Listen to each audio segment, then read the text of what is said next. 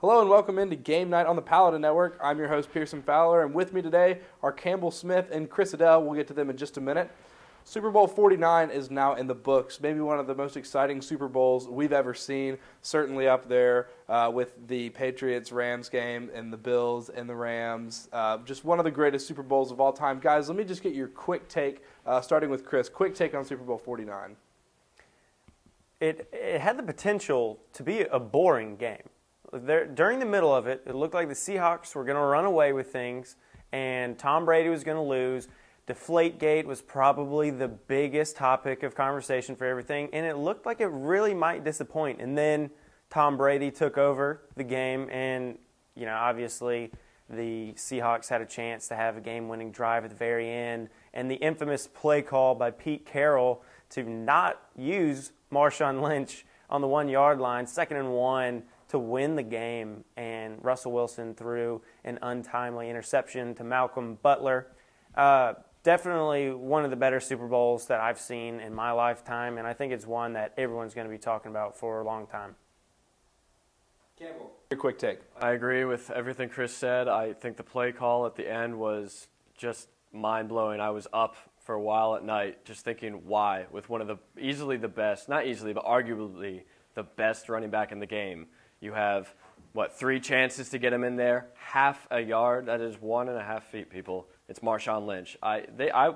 When they got to that, that yard line, I was like, oh, Seahawks are going to win it, and I was excited. But I was even more excited when the pick happened, but very confused, really, really confused. All right, well, both of you mentioned it, and it's the biggest storyline coming out of the Super Bowl. That play call. Let's talk about that specifically. Everyone, says that you should have given it to Marshawn Lynch, but hindsight's 20/20. When you go back and you listen to Pete Carroll's reasoning, it seems pretty sound. He wanted to throw the ball on 2nd down so that you can stop the clock, and then you have 2 downs and 1 timeout. Because if they run the ball there, then they have to burn their last timeout, and then 3rd down, you're forced to throw it. So it seemed like you were going to have to throw it on one of those downs, assuming that you don't score. And when you look at the play, especially the slow frame by frame, it's incredible when you see how well the play lines up. You see what Russell Wilson sees. Ricardo Lockett was wide open on that play. It was just an incredible play by Butler. But guys, back to my original point, do you buy Pete Carroll's explanation for that play call? Start with you, Campbell. I understand what he's saying. Do I agree with it? No. I would have run it. And I think I'm pretty sure it's in my eyes, 75-80% chance that he's going to be in. It's half a yard. And if you have to burn that timeout, I think it would be worth it. I just can't get over it. It's half a yard. I'm pretty sure Marshawn Lynch can go half a yard in one play. And if they have to burn that timeout, that's fine. Then you try throwing it in. But it's worth the risk in my eyes, yeah. Chris? First of all, I want to discount the rumors that people think Pete Carroll wanted Russell Wilson to be the hero of that game and not Marshawn Lynch. That's ridiculous. I think he made the play call based on the stat that Marshawn Lynch had 5 attempts 1 yard away from the end zone in the season and scored on 1 out of those 5. I definitely think that was in the back of Pete Carroll's mind. But also, to stop the clock, that was an inside slant. That wouldn't have stopped the clock, so I'm not buying that either. I don't agree with the call. I would have gone with Marshawn Lynch. I understand why Pete Carroll did it. Lockett was definitely wide open. I think he's to blame for that play, to be honest with you. He definitely could have been more physical. He kind of just got pushed out of the way and didn't make any effort on the ball whatsoever. Russell Wilson obviously going to beat himself up about that. Pete Carroll's going to feel bad about that play call, and rightly so. Marshawn Lynch should have gotten the ball, even though he'd only scored once out of the 5 times he was 1 yard away from the end zone earlier. All right, we're going to go back to that statistic because I like that. You would have gotten points if this was around the horn. One of the other more telling statistics that sort of justified that play call, of all the passing plays that were called from the 1 yard line through the entire 2014-2015 NFL season, there were 0 interceptions thrown. But of all the running plays from the 1 yard line in the entire NFL season, just this past season, there were 2 fumbles. And even if you look back over the last 5 years, the odds that you're going to fumble from the one on a carry from the 1 yard line is about 1.9%, and the odds that you're going to throw a pick are about 1.5%. Again, looking at all the attempts over the last 5 years, so people act like it was a significantly riskier decision. But when you look at the numbers, which I'm sure Pete Carroll didn't have in front of his face at the time, but again, retrospectively, you look at those numbers, and it doesn't seem like such a crazy call after all. Yeah, that's very surprising. Only 2 fumbles, you said? 2 fumbles from the 1 yard line on all the attempts from the 1 yard line this season. And then no picks. And no picks, which was mind-blowing to me. I think on 122 or 124 pass attempts from the 1 yard line. I think that's absolutely incredible. And the one that actually ended up in an interception is the one that proved to be the biggest, obviously. Yeah. Maybe one of the biggest plays in Super Bowl history. It'll go down as one of the biggest plays. Oh, definitely. It's definitely in the top 10. Yep. All right, well, guys, one of the other biggest storylines surrounding this Super Bowl, obviously, as expected, and it was going to be one way or the other, but Belichick and Brady's legacy. If they had lost this game, it would have been 3-3, and they wouldn't have won a Super Bowl in over a decade. But now they've accomplished a San Antonio Spurs-like feat, winning a championship nearly 15 years after they won their first one with, one of the best coaches in their respective sports, Greg Popovich, Bill Belichick, and one of the best players, one of the best guys to build a team around, Tim Duncan and Tom Brady. How much does this affect their legacy in your mind, Campbell? I mean, they'll go down as one of the best, 1-2 duos in NFL history. I just think they are.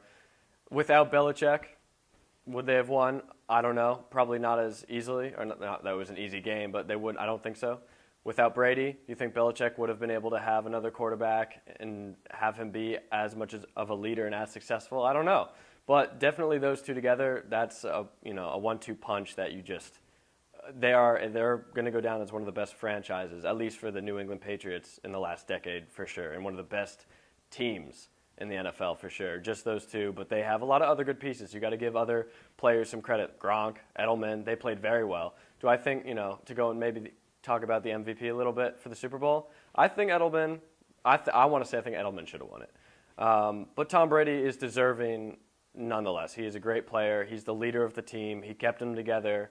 And Belichick is a phenomenal coach. All right, Chris, real quick, address Campbell's comments on the MVP race and then talk about Belichick and Brady's legacy.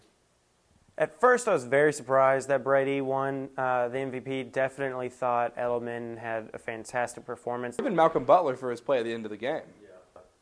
Best play of the game doesn't necessarily guarantee, most valuable player, especially since they wouldn't be in that situation if Jermaine Kearse had not had that phenomenal 5-bounce catch with Malcolm Butler in coverage. So, I think he kind of atoned in a, much better way, kind of atoned for his mistake and obviously had a huge impact winning the game. But he made one great play, whereas Tom Brady, the entire game, was making plays. At first, I didn't like Tom Brady as the MVP. Then I didn't realize he threw for 340 yards. And, Edelman made a lot of nice plays, but Tom Brady always put the ball right where it needed to be. And I think if you didn't have that leadership of Tom Brady, they easily could have kind of let things slip when they had that 10-point deficit. So definitely think Tom Brady is deserving, but I wouldn't be upset if Julian Edelman got it by any means.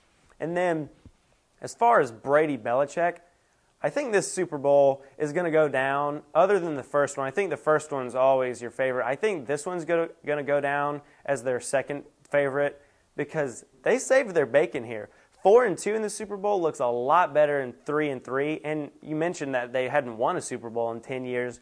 Brady-Belichick, 3-3 in the Super Bowl, losing their last 3 Super Bowls, that looks a lot different than 4-2, proving they can do it over a 10, 11, 15-year span. I think their reputation has been cemented by this as one of the best quarterback and coaching duos ever. And if not, we'd be talking about how Tom Brady's not clutch, how Tom Brady's old, how Tom Brady can't do it anymore. And they definitely needed this win, and they're two of the greatest. Yeah, a lot of milestones in the game. Brady and Belichick, as y'all have both mentioned and we all know, becoming Getting 4 Super Bowls, matching only Chuck Nolan, Terry Bradshaw, who of course went 4-0. They didn't have the 2 Super Bowl losses. In some minds, getting to those other 2 Super Bowls for the Patriots, even though they lost them, counts more. And in some eyes, it hurts them because again, guys like Terry Bradshaw, and then of course the dynamic duo of Joe Montana and Bill Walsh were also 4-0 in Super Bowls. Tom Brady became the first guy to throw 4 touchdowns to 4 different players in the Super Bowl, which was a fun one to look at after the fact.